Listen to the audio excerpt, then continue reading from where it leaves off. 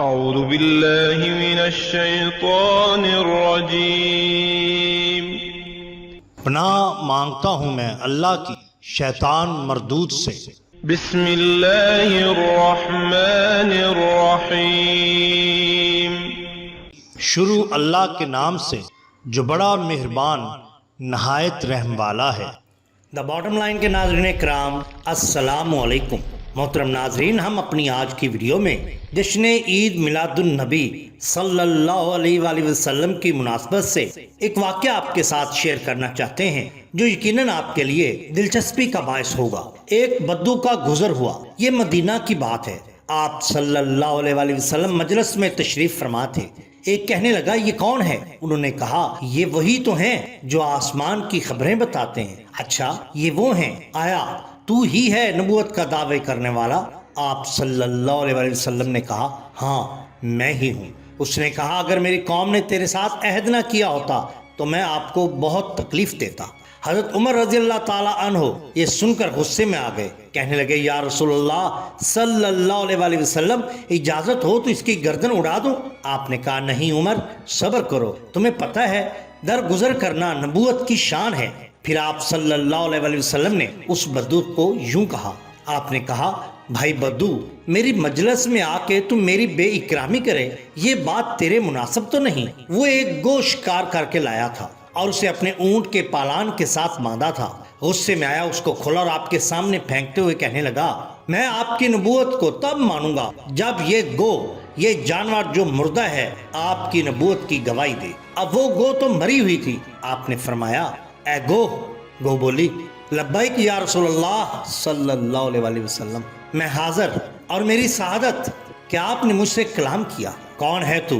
اے سارے انسانوں کے قیامت کے دن کی زینت، اے قیامت کے دن کے انسانوں کو مزین کرنے والے، میں حاضر ہوں، حکم کریے۔ آپ نے فرمایا، پہلا سوال الوہیت کا، تو کس کی بندگی کرتی ہے؟ گو کہنے لگی، یا رسول اللہ صلی اللہ علیہ وآلہ وسلم، میں اس کی بندگی کرتی ہوں جس کا عرش آسمانوں پر ہے، میں اس کی تابع دار ہوں جس کی سلطنت زمینوں پر ہے، میں اس کی غلام ہوں جس کے مسخر کردہ راستے سمندر میں، میں اس کی غلام کہ جس نے جنت کو اپنی رحمت کی جگہ بنایا، اور میں اس کے سامنے اپنا ماتھا ٹیکتی ہوں جس نے دوزخ کو انسانوں کی بربادی کے لیے بنایا۔ پھر آپ صلی اللہ علیہ وسلم نے فرمایا، من انا، میں کون ہوں؟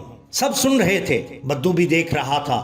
آپ سوال ایک مردہ گو سے فرما رہے ہیں کہ میں کون ہوں؟ گو کہنے لگی، یا رسول اللہ صلی اللہ علیہ وآلہ وسلم، آپ رب العالمین کے رسول ہیں اور خاتم النبیین ہیں۔ جو آپ کو مانے گا اور آپ کی مانے گا وہ کامیاب ہوگا، جو آپ کی ٹھکرائے گا وہ ہلاک اور برباد ہو جائے گا۔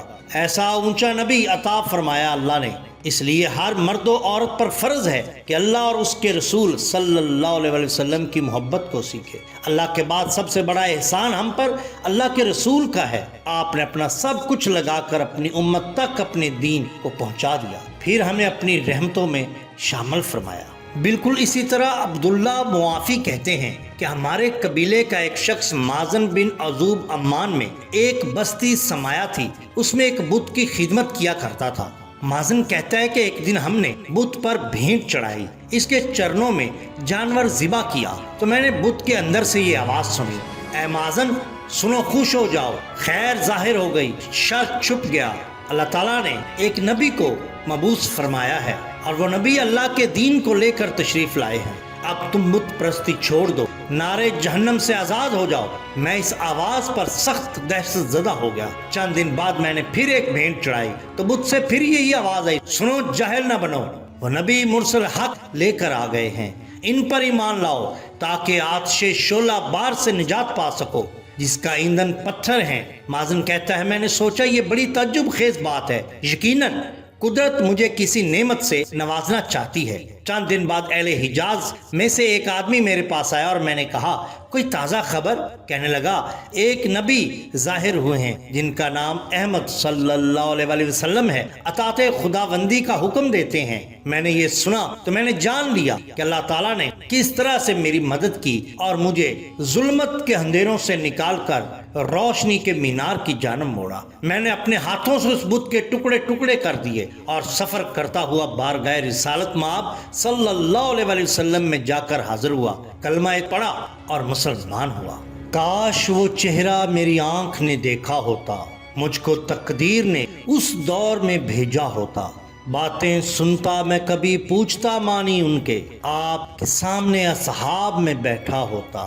ہر سیاہ رات میں سورج ہے حدیثیں ان کی، وہ نہ آتے تو زمانہ میں اندھیرا ہوتا۔ فخری جب مسجد نبوی میں اذانیں ہوتی، میں مدینے سے گزرتا ہوا چونکا ہوتا۔ کاش وہ چہرہ میری آنکھ نے دیکھا ہوتا، مجھ کو تقدیر نے اس دور میں بھیجا ہوتا۔ ناظرین اکرام، اگر آپ کو ہماری یہ ویڈیو پسند آئی ہو تو لائک کیجئے، سبسکرائب کیجئے ہمارے چینل دا باٹم لائن کو، تاکہ ہم آپ کے لیے اور بھی بہترین ویڈیوز لا سکیں۔ اپنے دوستوں کا، گردنوا کے لوگوں کا بہت خیال رکھیے۔ اللہ اور اللہ کے رسول صلی اللہ علیہ وسلم سے بے حد محبت کیجئے۔ آپ کا بہت شکریہ۔ اللہ حافظ۔